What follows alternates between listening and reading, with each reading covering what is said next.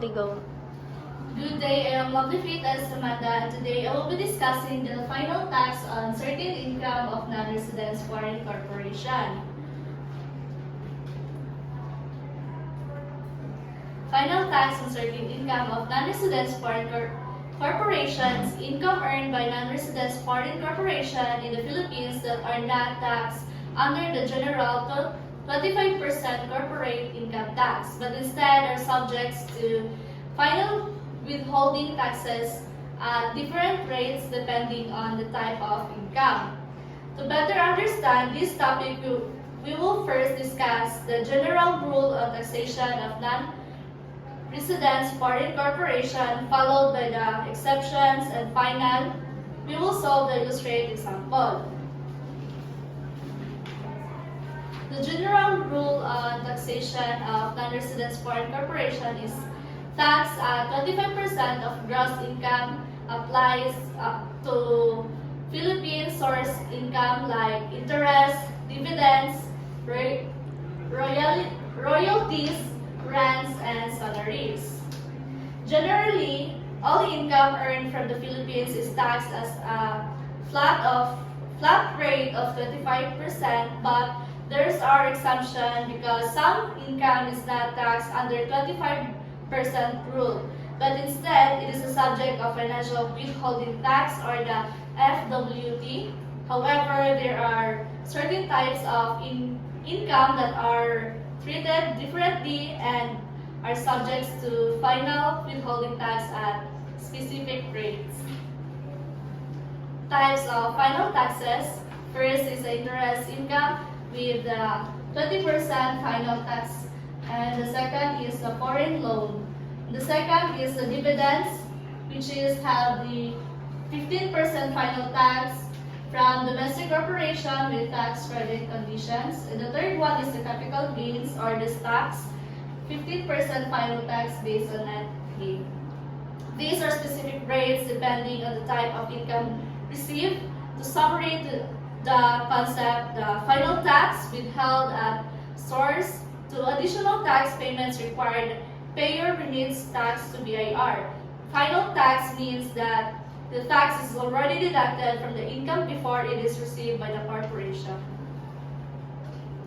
So, this is the illustration example of Alba Corporation. So, Alba Corporation has the following income of for 2002. Interest and bank deposits or the BIR Makati inclusive of withholding tax have a 200,000 pesos, and including withholding tax is equivalent peso to 80,000. Royalty Philippines 700,000 and Royalty USA is 300,000. Dividends from residents foreign corporation. So this example shows different income types and how tax treatment depends on classification of taxpayer. The third, so this part is we are having three types of taxpayer, which is the domestic corporation. So to get the total passive income is we need to add the interest income, BPI Makati, and the royalty income Philippines. So the total passive income is the 900,000 pesos. So we have a tax rate 20%. So before to get the final tax is we need to multiple the 900,000 to 0.20% to get the final tax. Interest in US dollars deposit times 0.15 to get the final tax, which is the 12,000 pesos. So the second one is the resident foreign corporation. Same final taxes as computed in number 1 shall be paid by residents foreign corporation. For this residents foreign corporation, same treatment as a domestic corporation, meaning it follows the same final tax rules for passive income. The same final tax computation applies as in the domestic corporation since both are subject to similar treatment for these types of income. Third one is the non-residence foreign corporation, which is we need to add the interest income or BPI Makati, royalty Philippines, and dividends from residence foreign corporation, which is we have total income of 1 million and we need to multiply it into 1 million times 0.25 to get the final tax to be held, which is the 250,000.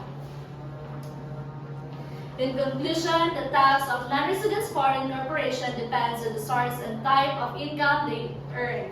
While the general rule of the Philippine source income is subject to a 25% final tax, certain types of income like interest, dividends, and capital gains are taxed at specific final tax rates. The example also shows the different types of corporation are taxed differently, even the same income, but all the final tax are withheld at source and remitted directly to the BIR. And that's all. Thank you.